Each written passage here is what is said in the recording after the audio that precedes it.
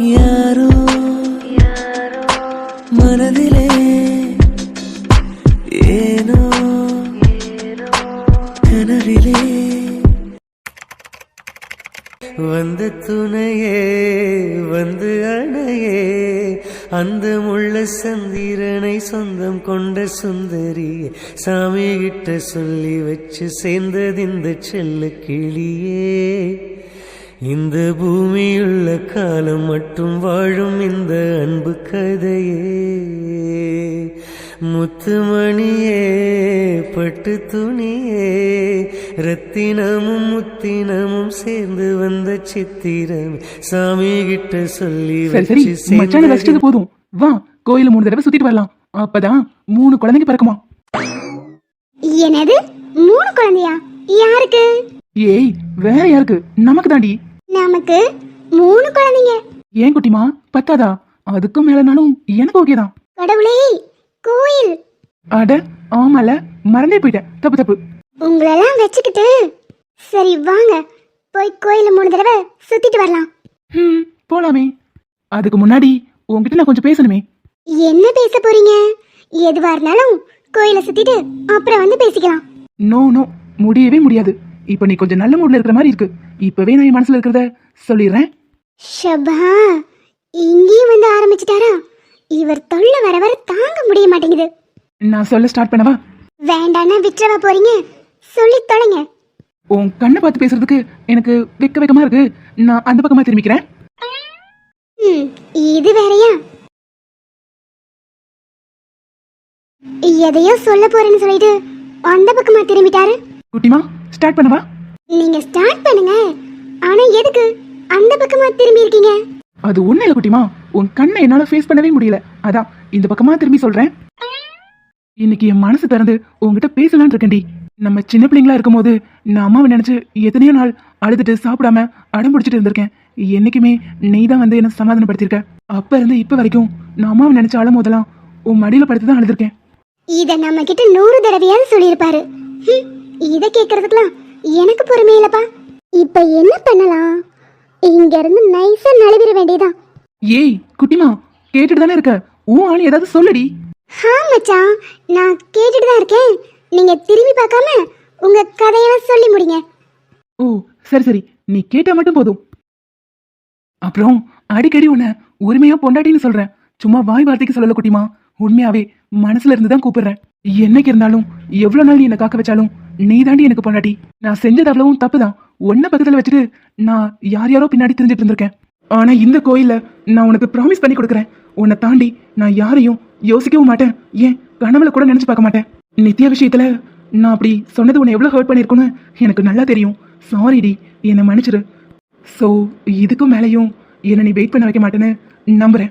யார் வெத்த பிள்ளைன்னு தெரியலையே, இப்படி கோயிலுக்கு வந்து தனியா நின்னு பேசிக்கிட்டு இருக்கு. நம்ம 2 பேரும் கல்யாணம் பண்ணிக்கலாமா குட்டிமா? ஏழை அறிவு கேட்டவனே, உன் வயசு என்ன என் வயசு என்ன? என்ன பார்த்து கல்யாணம் பண்ணிக்குவான்னு கேட்க வர அறிவு கேட்டவனே. பாட்டிமா நான் உங்ககிட்ட பேசல. யோ பாவம், யார் வெத்த பிள்ளையோ இப்படி தனியா நின்னு கிறுக்கு மாதிரி வாழ்ந்துகிட்டு இருக்கு. கல்யாணம் ஆகாத போல அதான் முத்திருச்சு. இவ எங்க போய் தொலைஞ்சா? எல்லாம் இவனால வந்தது. சோ மானமே போச்சு. என்ன மச்சான் ப்ரப்போஸ் பண்ணி முடிச்சிட்டீங்க போல? ஏய் உன்னை அரஞ்சனவே எங்கடி போன? எப்ப பார்த்தாலும் தேஞ்சு போன ரெக்கார்டை திரும்ப போட்ட மாதிரி திரும்ப திரும்ப அதையே சொல்லிட்டு இருக்கீங்க. அதான் கிளம்பி போயிட்டேன். ஆனா சொல்லக்கூடாது மச்சான், அந்த பாட்டிக்கு உங்களுக்கும் ஜோடி பொறுத்த சூப்பர். பேசாம கல்யாணம் பண்ணிக்கோங்க. வர வர உனக்கு கொழுப்பு ஜாஸ்தி ஆயிடுச்சு பெருசி. இருடி குறைக்கிறேன். அதெல்லாம் உங்களால முடியாது, வாங்க கிளம்பலாம். அப்புறம் இன்னொரு விஷயம், இப்படி திரும்ப திரும்ப ஏதாவது பண்ணி என்கிட்ட மொக்க வாங்காதீங்க. ஏன்னா எனக்கே கஷ்டமா இருக்கு மச்சான். நீங்க நினைக்கிறது நடக்காது. நான் சும்மா பேச்சுக்கெல்லாம் சொல்லல மச்சான். இது வரைக்கும் எவ்வளவோ தவறு பண்ணிருக்கீங்க. எல்லா நேரத்துலயும் நான் உங்க கூட துணையா நின்றுருக்கேன். ஆனா நித்யா விஷயம் அப்படி இல்லை. நான் உங்ககிட்ட கேட்கும் போது நீங்க அவளோட தவறுக்கு ஏதோ ஒரு விதத்துல நான் தான் காரணம், ஸோ அவளை அக்செப்ட் பண்ணிக்க போறேன்னு சொன்னீங்க. ஸோ உங்களை பொறுத்த வரைக்கும் நான் ஒரு ஆப்ஷன், அவ்வளோதான். வேற யாராவது என்னை விட பெட்டரா வந்தா நீங்க அவங்க பக்கம் சாஞ்சிருவீங்க. அது அப்படி இல்லை குட்டிமா. அவளோட அந்த நிலைமைக்கு ஏதோ ஒரு விதத்துல நான் தானே காரணம். அந்த குற்ற உணர்ச்சியில அப்படி பேசிட்டேன். சரி மச்சான், நீங்க குற்ற உணர்ச்சியில பேசுனதாவே இருக்கட்டும். இப்படி வருவோம். ஒருவேளை அந்த டாக்டரை கண்டுபிடிக்க முடியலைன்னா என்ன ஆகியிருக்கும்? அந்த குழந்தை உங்களோடது இல்லை, ஆனா உங்களோடதுன்னு சொல்லி நீங்க அக்செப்ட் பண்ணி அவளையும் ஏத்துக்கிட்டு நீங்க பாட்டுக்கு உங்க லைஃப்பை பார்த்துட்டு போயிருப்பீங்க. அப்ப என்னோட நிலைமை? என் லைஃப் ஒன்றும் பிளே கிரவுண்ட் இல்லை, ஆளாளுக்கு வந்து விளையாடிட்டு போறதுக்கு. இன்னைக்கு நித்யா வந்த மாதிரி அடுத்து நம்ம லைஃப்ல யார் வேணாலும் வரலாம். நான் எப்பவுமே உங்களுக்கு துணையா இருப்பேன். ஆனா நீங்க இருக்கீங்கல்ல, உங்க மனசை ஈஸியா மாத்திக்கிட்டு போயிருவீங்க. அப்புறம் என்னோட நிலைமை? ஏய் சாரி குட்டிமா, இனி யார் வந்தாலும் என் மனசு மாற போறதில்ல. நீ மட்டும்தான் எனக்கு எல்லாமே. இதை நம்புறதுக்கு நான் ஒன்றும் முட்டாள் இல்லை. உங்களை நம்பி ஏமாறதுக்கு எனக்கு விருப்பம் இல்லை. ரிலேஷன்ஷிப்க்கு அடிப்படையே நம்பிக்கை தான். அதுவே இல்லைங்கும் போது நம்ம காதலிக்கிறது வேஸ்ட் மச்சான். எனக்கு நீங்க திரும்ப திரும்ப புரிய வைக்கிறதுனால நான் அதை புரிஞ்சுக்க போறதில்ல. ஏன்னா எனக்கு உங்க மேல நம்பிக்கை சுத்தமா இல்லை. உங்களை எனக்கு ரொம்ப பிடிக்கும், ஆனா வேணாம். ஒரு உறவுக்கு அடிப்படையே நம்பிக்கை தான். அதுவே நமக்குள்ள இல்லைங்கும் போது இந்த காதல் அன்பெல்லாம் ஒண்ணுமே இல்லாம போயிடும். அதனால வேணாம் மச்சான். சரி வாங்க வீட்டுக்கு போலாம். என்ன ஒர்க் பாக்குறீங்க? உங்களுக்கு கொஞ்சமாவது மூளை இருக்கோ? ரிப்போர்ட்ல இப்படி பேரை மாத்தி எழுதிருக்கீங்க. சாரி சார், ஏதோ தெரியாம அவசரத்துல மாத்தி எழுதிட்டோம். சாரி. உங்க சாரி இதுக்கு குப்பையில போடுங்க. மெடிக்கல் ஃபீல்ட்ல இருந்துட்டு இப்படி ஒரு மிஸ்டேக் நடந்தா நாளைக்கு உங்களால இந்த ஹாஸ்பிட்டல் ரெபுடேஷன் தான் கெட்டு போகும். இடையில 1 hour கிடைச்சாலும் போதும், உடனே ரெஸ்ட் வேணும். பத்தாத குறைக்கு அப்பப்போ பர்மிஷன் கேட்க வேண்டியது. உங்களுக்கு வேலை செய்ய இஷ்டம் இல்லைன்னா எதுக்குங்க வரீங்க? சாரி சார், இனிமே இப்படி ஒரு மிஸ்டேக் நடக்காம பாத்துக்கிறோம். ப்ளீஸ் சார், இந்த ஒரு தடவை மன்னிச்சிருங்க. நல்ல வேலை பேஷண்ட் கிட்ட ரிப்போர்ட் போய் சேரல. ஒரு வேலை சேர்ந்திருந்தா இங்க வர பேஷண்ட் அவ்வளவும் ஒரு டாக்டரை கடவுளா தான் நினைக்கிறாங்க. சோ இதுல மிஸ்டேக் நடக்கிறதுல என்னால அக்செப்ட் பண்ணிக்கவே முடியாது. இனிமே இங்க உங்களுக்கு வேலை இல்ல, கிளம்புங்க. Sir sir sir sorry sir. ஐயோ, இந்த ஆளுக்கு இவ்வளோ கோவம் வருமா? இது தெரியாம நம்ம பாட்டுக்கு இவர்கிட்ட எகிரி பேசிட்டு இருக்கோம். என்னைக்காவது பலார்னு விட்டாருன்னா அவ்வளவுதான் போலயே. ஆனா அந்த பொண்ணை பார்த்தாலும் பாவமா இருக்கு. இங்க ஏதாவது பண்ணணுமே. சுத்த மறந்திருச்சே, நெத்தி நடுவுல லங்கரு சுத்துது, நெஞ்சு குழியில கவுளி கத்துது, தீ கங்குல பால் சட்டிய போல் பொங்குறனே. ஏ பொட்ட புள்ள தொட்டதுமே கொட்டம் அடங்கிருச்சே, ஒரு கண்ணு குட்டி கண்டு துடி போட்டுருச்சே. ஒரு ஆப்ஷனே இல்லைன்னு நினைச்சோம். ஓ, இதுதான் விஷயமா? பேசாம நம்மளும் ஹக் பண்ணிருக்கலாம். ஹலோ, எதுக்கு இவ்ளோ கோவம்? ஆமா, நீ இங்க என்ன பண்ற? ஸ்வேதாவை மீட் பண்ணி உங்களை பார்க்க கூட்டிட்டு வந்தேன். வெளியே வெயிட் பண்ணிட்டு இருக்கா. ஓ அப்படியா, சரி. உங்களுக்கு இவ்ளோ கோவம் வருமா? இப்படி கத்தி பேசிட்டு இருக்கீங்க, என்னாச்சு? ரிப்போர்ட்ல நேம் மாத்தி வச்சிருக்காங்க. யோசிச்சு பாரு, இது எவ்வளவு பெரிய கேர்லெஸ் மிஸ்டேக். ஒருவேளை பேஷண்ட்டுக்கு ரிப்போர்ட் மாறி போச்சுன்னா அவங்களுக்கு தப்பான ட்ரீட்மெண்ட் போய் சேர்ந்துரும்ல. அதெல்லாம் கரெக்ட் தான், ஆனா மிஸ்டேக் நடக்கிறது சகஜம் தானே. அதுக்கு இவ்ளோ கோவப்படணுமா? இல்லம்மா, உனக்கு புரியல. இது மெடிக்கல் ஃபீல்ட். இதுல ஒரு தப்பு நடந்துச்சுன்னா அது ஒருத்தங்களோட உயிருக்கே ஆபத்தா போய் முடியும். அதெல்லாம் சரிதான், ஆனா கொஞ்சம் பொறுமையா ஹேண்டில் பண்ணுங்க. எல்லாரும் தெரிஞ்சேவா தப்பு செய்யறாங்க, தெரியாம தானே தவறு நடக்கும். என்னங்க, நான் சொன்னா கேப்பீங்கல்ல? ஏங்க, உங்களை தான். சரி ஓகே, இதுதான் லாஸ்ட் வார்னிங். இதுக்கப்புறம் இந்த மாதிரி தப்பு இங்க நடக்கவே கூடாது. சரிங்க sir, thanks madam. It's okay, நீங்க போய் வேலையை பாருங்க. அப்புறம் பொண்டாட்டி, நீ என் பொண்டாட்டியே இல்லைன்னு சொல்லுவ. இப்படி கட்டி பிடிச்சு புருஷனை சமாதானப்படுத்துற அளவுக்கு வந்தாச்சு. அது ஒண்ணும் உங்களுக்காக இல்ல, பாவம் அவங்க எவ்வளவு நேரமா கெஞ்சிட்டே நின்னாங்க, அதுக்காக தான் செஞ்சேன். இருந்தாலும் ரொம்ப நல்லா இருந்துச்சு. ஐயா, ஓவரா வலியாதீங்க. ஆமா, ரொம்ப தான் பண்றீங்க. இதுக்கு முன்னாடி ஏதோ பொண்ணுங்க கிட்ட நெருங்காத மாதிரி. நீ சொன்னாலும் சொல்லலைனாலும் இது வரைக்கும் எந்த பொண்ணுகிட்டயும் இவ்ளோ க்ளோஸா இருந்ததில்ல. க்ளோஸா இல்லாமையா நம்ம 2 பேத்துக்கும் குழந்தை வந்துச்சு? அதுதான்டி, அன்னைக்கு ஒரு நாள் நடந்ததுதான் என் லைஃபையே மாத்திருச்சு. அதுக்கப்புறம் அந்த குற்ற உணர்ச்சியிலேயே எந்த பொண்ணையும் ஏறெடுத்து கூட பார்த்ததில்ல. இத்தனை வருஷமா என்ன தேடி அலைஞ்சதெல்லாம் ஓகே தான். இதுக்கு இடையில வேற எந்த பொண்ணையுமே நீங்க பார்த்தது இல்லையா? நான் தான் ஆல்ரெடி சொன்னேனே பேபிமா, எனக்கு எந்த பொண்ணு மேலையும் இன்ட்ரெஸ்டும் வரல. அதே சமயம் அந்த குற்ற உணர்ச்சியில இருந்து என்னால வெளியே வரவும் முடியல. அதனால இப்போ இதெல்லாம் எனக்கு கிடைக்கும் போது ரொம்ப கிளகிலன்னு இருக்கு. இருக்கும், ஏன் இருக்காது? ஆளை பாருங்க. சரி, அதெல்லாம் விடுங்க. நான் ஸ்வேதாவை கூட்டிட்டு வந்திருக்கேன், நான் வர சொல்றேன். அட இரு, நீ எதுக்கு சிரமப்பட்டுக்கிட்டு? நான் நர்ஸை கூப்பிடுறேன், அவங்க போய் கூப்பிட்டு வருவாங்க. அது வரைக்கும் நம்ம 2 பேரும் யோ யோ யோ இது ஹாஸ்பிட்டல். யார் இல்லைன்னு சொன்னா? ஆனா இது என்னோட ஹாஸ்பிட்டல். என்னோட ஹாஸ்பிட்டல்ல என் பொண்டாட்டி கூட ரொமான்ஸ் பண்றதுல தப்பு இல்ல. அதெல்லாம் முடியாது. முதல்ல ஸ்வேதாவை கூப்பிட்டு என்னன்னு பேசுவோம். நீங்க கூப்பிடலன்னு என்ன, நான் கூப்பிடுறேன். நர்ஸ். நர்ஸ், வெளியே ஸ்வேதான்னு ஒருத்தங்க இருப்பாங்க, அவங்கள உள்ள வர சொல்லுங்க. Okay sir. அடடே, வாங்க ஸ்வேதா, நீங்களே தேடி வந்திருக்கீங்க. நான் இப்ப இங்க வந்தது உங்ககிட்ட ட்ரீட்மெண்ட் எடுத்துக்கிறதுக்காக இல்ல. என் ஃபேமிலி முன்னாடி நீங்க எதுவுமே பேசாம போனதுக்கு தேங்க்ஸ். அதே மாதிரி எனக்கு இன்னொரு ஃபேவரும் பண்ணுங்க. இதுக்கப்புறமும் எதையும் சொல்லிடாதீங்க. எனக்கு ஒரு விஷயம் புரியல ஸ்வேதா. இது குணமாகிற ஸ்டேஜ்ல இருக்கும் போதே உங்ககிட்ட நான் சொல்லியிருந்தேன். அப்பவே நீங்க ட்ரீட்மெண்ட் எடுக்க ஸ்டார்ட் பண்ணிருந்தீங்கன்னா இந்நேரம் கியூர் ஆயிருக்கும். இப்ப கொஞ்சம் ரிஸ்க் தான், ஆனாலும் ஆபரேஷன் பண்ணா நிறைய சான்சஸ் இருக்கு. ஆனா ஏன் வேணாங்கிறீங்க? இவர் இவ்ளோ கான்ஃபிடென்ட்டா சொல்றாரு, நீ எதுக்காக வேணான்னு சொல்ற? உனக்கு உயிரோட இருக்க பிடிக்கலையா? ஆனா நல்ல ஃபேமிலியில இருக்க, எல்லாரும் உன் மேல அன்பா இருக்காங்க, அப்புறம் ஏன்? இல்ல அதெல்லாம் சும்மா வெளி வேஷமா? உனக்கு வேற ஏதாவது கஷ்டம் இருக்கா? சேச்சே, அப்படிலாம் இல்லை நித்யா. நான் ஹாப்பியாக தான் இருக்கேன். நீங்க எப்படி என் ஃபேமிலி பார்த்தீங்களோ அவங்க அப்படிதான் எப்பவுமே என்னை சந்தோஷமா வச்சுப்பாங்க. என்னோட பிரச்சனை அது இல்லை.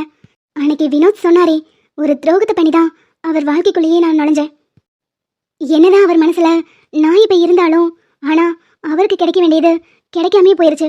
அந்த உறுத்தல் அவருக்கு கடைசி வரைக்கும் இருந்துட்டே தானே இருக்கும்.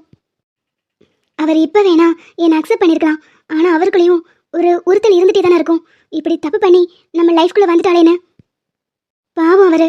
என்னதான் இப்ப அவர் என்னை ஏத்துக்கிட்டாலும் தனக்கு பிடிச்சதை மிஸ் பண்ணிட்டோங்கிற எண்ணம் அவர் மனசுல ஒரு ஓரமா இருந்துட்டே இருக்கும். அதான் எனக்கு இப்படி ஒரு விஷயம் தெரிஞ்சதும் நான் அப்பவே முடிவு பண்ணிட்டேன், நான் இறந்து போறதா நல்லது. அப்பதான் அவர் நினைச்ச லைஃப் அவருக்கு கிடைக்கும். அவருக்கு செஞ்ச துரோகத்துக்காக தான் கடவுள் எனக்கு இப்படி ஒரு பிரச்சனையை தந்திருக்காரு. உன்னை என்ன சொல்றதுன்னு எனக்கு தெரியல ஸ்வேதா. நீ சின்ன பொண்ணு, புரியாம நடந்துக்கிற. லைஃப்ல எல்லாருமே சின்ன சின்ன தவறு பண்றது வழக்கம்தான். ஆனா அதை மனசு ஏத்துக்கிற பக்கம் ஒருத்தங்க கிட்ட இருக்குன்னா நம்ம அவங்களுக்கு உண்மையா இருக்கணும். நீ இப்ப என்ன பண்ணிட்டு இருக்கன்னு உனக்கே புரிஞ்சுதான் பண்ணிட்டு இருக்கியா? வினோத் தன்னோட பாஸ்ட மறக்க முடியாதுதான், ஆனா அவன் கடந்து வந்துட்டான். உன்னை முழுசா ஏத்துக்கிட்டான். உனக்காக தான் அவன் இருக்கான். இதை எதையுமே புரிஞ்சுக்காம இப்ப அவனை நட்டாத்துல விட்டுட்டு போகணும்னு நினைக்கிறேன். ஒருவேளை நீ உயிரோடு இல்லாம போயிட்டனா அவன் பழைய காதல் தேடிலாம் போக மாட்டான். அதே இடத்துல உன்னை நினைச்சிட்டு தான் இருப்பான். நீ துரோகம் செஞ்சு அவனோட வாழ்க்கைக்குள்ள நுழைஞ்சிருக்கலாம், ஆனா அதை மறக்கிற அளவுக்கு அவனுக்கு நிறைய சந்தோஷத்தை கொடுத்துருக்க. அதனால இனிமே அவன் உன்னை எப்பவுமே மறக்க மாட்டான். நீ நினைக்கிறது முட்டாள்தனம். அதை மறந்துட்டு நீ உன் வீட்டில் சொல்லி ட்ரீட்மெண்ட்டுக்கு கோஆப்ரேட் பண்ணினா நல்லா இருக்கும். இவ்வளோ சொல்லி நாங்கள் புரிய வச்சதுக்கு அப்புறமும் இதுக்கு மேலேயே நீ பிடிவாதமா இருந்தேன்னா எனக்கு வேற வழியே இல்லை. இதை நாங்கள் வினோத் கிட்ட சொல்ல தான் போறோம். எஸ் ஸ்வேதா, உங்களுக்கு 24 ஹவர்ஸ் டைம் தரேன். அதுக்குள்ள நல்லா யோசிச்சு நல்ல முடிவா எடுங்க. இல்லனா இதோ வினோத் கிட்ட நாங்களே சொல்லிடுறோம். சரி, நான் யோசிச்சு என் முடிவை சொல்றேன். அது வரைக்கும் நீங்க வினோத் கிட்ட எதுவும் சொல்லிடக்கூடாது. நான் கிளம்புறேன். இருங்க, நீங்க தனியா போக வேண்டாம். நித்யா, நீ கூட போ. சரிங்க. என்ன இன்னும் என் மருமகளை காணோம்? அட இரு ரதி, இப்ப வந்துருவா. நீ வீட்டுக்கு வரதுனால அவளை நகையெல்லாம் போட்டு கிளம்ப சொன்னேன். கொஞ்சம் நேரம் எடுக்கும்ல. அதெல்லாம் எதுக்கு? என் மருமக எப்படி இருந்தாலும் அழகுதான். இதெல்லாம் போடணுமா? அம்மா, எதுக்கு இப்படி எனக்கு கிளம்ப சொன்னீங்க? நம்ம எங்க போறோம்? எங்கேயும் போல மகா. அத்தை வந்திருக்கால, உன்னை பார்க்கணும்னு ஆசைப்பட்டா. அதுக்கு தான் இப்படி வர சொன்னேன்.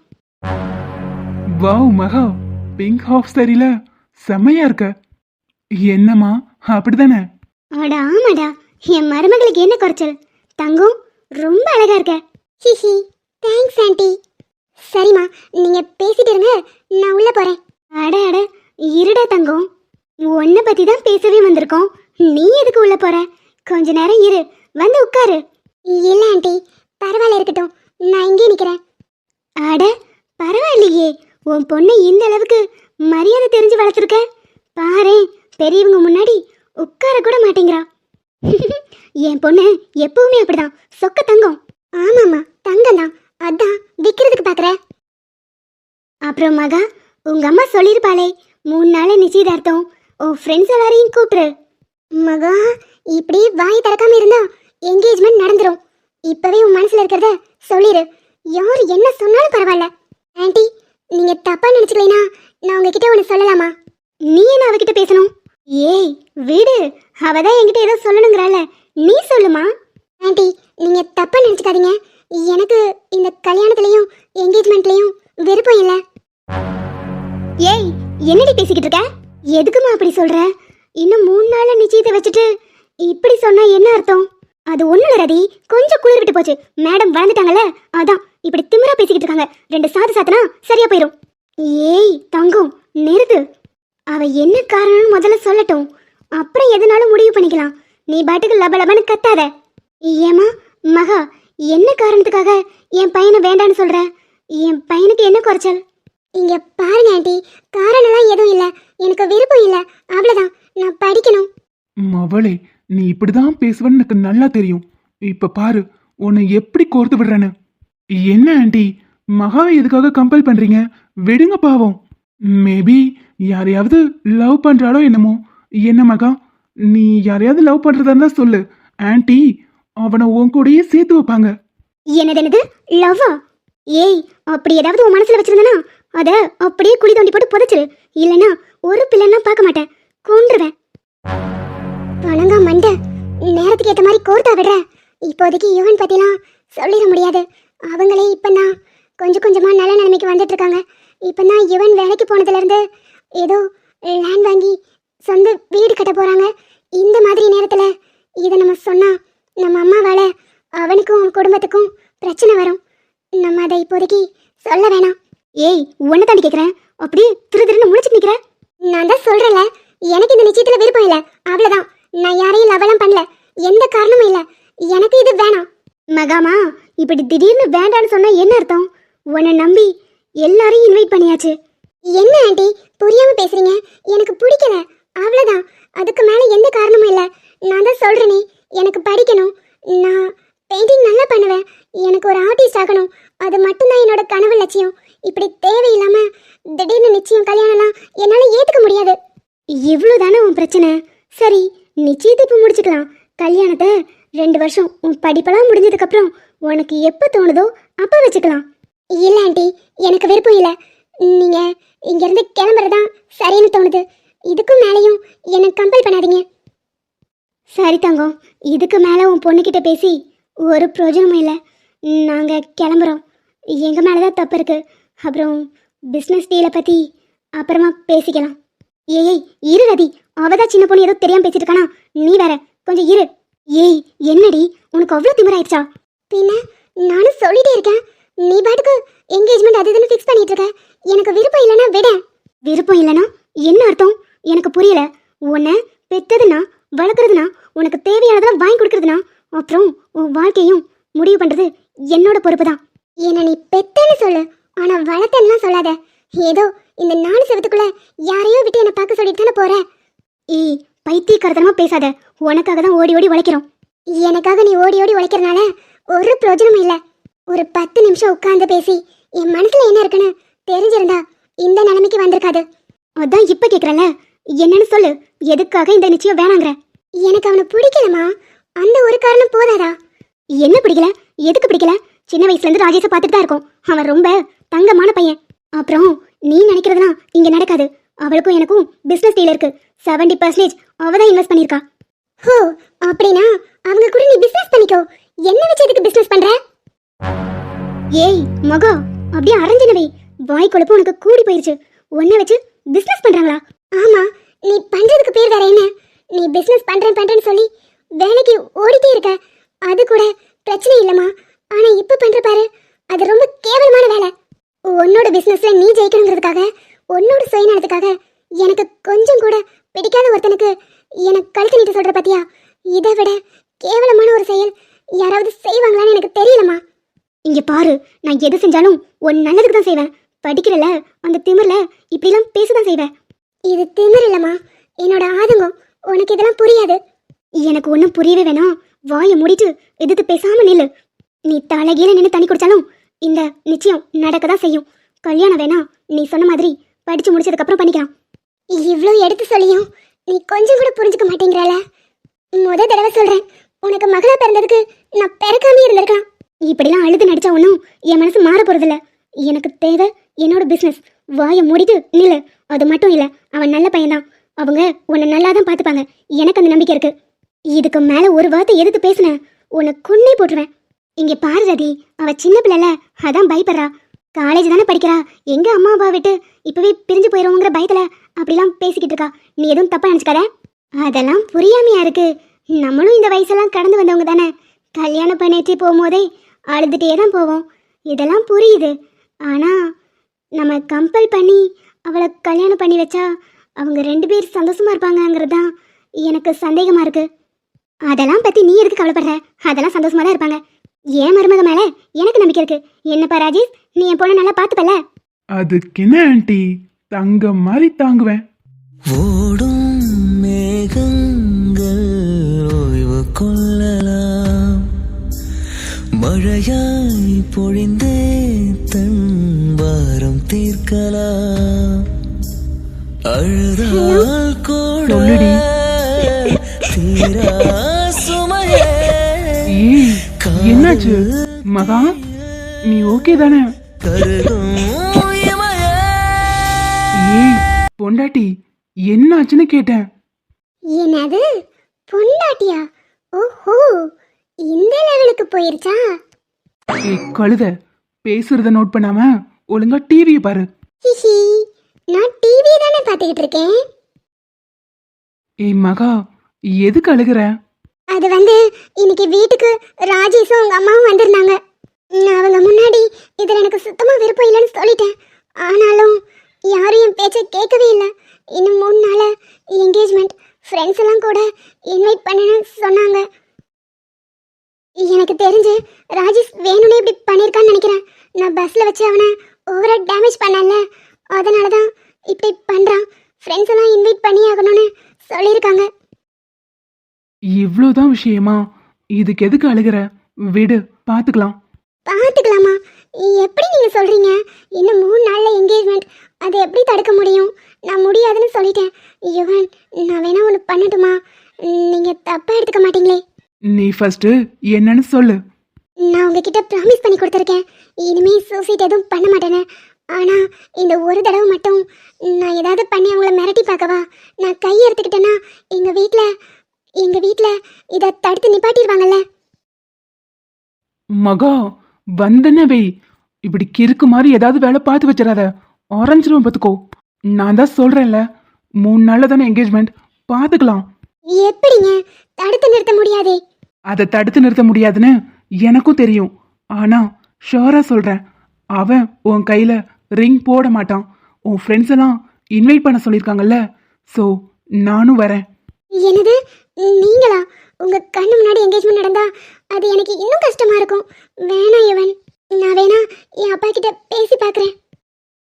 ஏய் லூசு, இதுக்கப்புறம் நீ அவங்க கிட்ட பேசுறதெல்லாம் வேஸ்ட்டு. இன்னும் 3 நாள்ல எல்லாருக்கும் இன்விடேஷன் கொடுத்ததுக்கப்புறம் எப்படியும் என்கேஜ்மெண்ட்டை நிறுத்த மாட்டாங்க. ஸோ ஒன்றும் பிரச்சனை இல்லை, என்கேஜ்மெண்ட்டுக்கு நானும் வரேன். ஆனால் அவன் கையால் உனக்கு ரிங் போட மாட்டான். நிஜமா தான் சொல்றீங்களா? ப்ராமிஸ் டி பொண்டாட்டி, நான் இருக்கிற வரைக்கும் அப்படி ஒரு விஷயத்த நடக்க விட மாட்டேன். ஸோ நீ எதை பற்றியும் யோசிக்காம நிம்மதியாக தூங்கு. நம்ம நாளைக்கு காலேஜில் மீட் பண்ணலாம். சரி. சரின்னு ஃபோனை வச்சுட்டு அப்படியே உட்காந்து அழுதுட்டு இருக்கக்கூடாது. கண்ணை தொடச்சிட்டு நீ நிம்மதியாக தூங்கு. நான் எதுவாக இருந்தாலும் பார்த்துக்கிறேன், என்னை நம்புடி. நான் என்னை விட அதிகமா உங்களை தான் நம்புறேன். நமக்கு எதுவும் தப்பா நடக்காது. சரி, பாய். என்னண்ணே, ஏதாவது பிரச்சனையா? மகாக்கா அழாதெல்லாம் சொல்லிட்டு இருந்தேன். என்னாச்சு? உங்க 2 பேத்துக்குள்ள ஏதாவது சண்டையா? சேச்சே, அதெல்லாம் இல்லடி. அவளுக்கு 3 நாளில் என்கேஜ்மெண்ட். என்னது என்கேஜ்மெண்டா? யார் கூட? அதான் உங்ககிட்ட ஒரு நாள் வம்பளுத்தானே, அந்த ராஜேஷ், அவன் கூட தான். அந்த பொறுக்கி கூடயா? என்னன்னு சொல்ற? அப்போ உன் காதல்? ஆமா, என்கேஜ்மெண்ட்ல அவன் கையால ரிங் போட விட மாட்டேன்னு நீ சொல்லிட்டு இருந்த. அப்போ எப்படி தடுக்க போற? ஏதாவது பிளான் வச்சிருக்கியா? அட இல்லடி, அவ இப்போதைக்கு வருத்தப்படக்கூடாதுன்றதுக்காக அப்படி சொன்னேன். ஆனா என்ன பண்றதுன்னு எனக்கே தெரியல. அச்சச்சோ அண்ணே, மகாக்கா ஏற்கனவே ரொம்ப பாவம். நீ அவங்கள பத்தி சொல்லும் போது என் மனசுக்கு ரொம்ப கஷ்டமா இருக்கும். சீக்கிரமா உங்க 2 பேத்துக்கும் கல்யாணம் ஆகி அவங்க இங்க வந்து சந்தோஷமா இருக்கணும்னு தான் நான் நினைச்சிருக்கேன். திடீர்னு என்கேஜ்மெண்ட்லாம் அவங்க எப்படி தாங்கிப்பாங்க? அதான் எனக்கும் ஒன்றும் புரியல பாப்பா.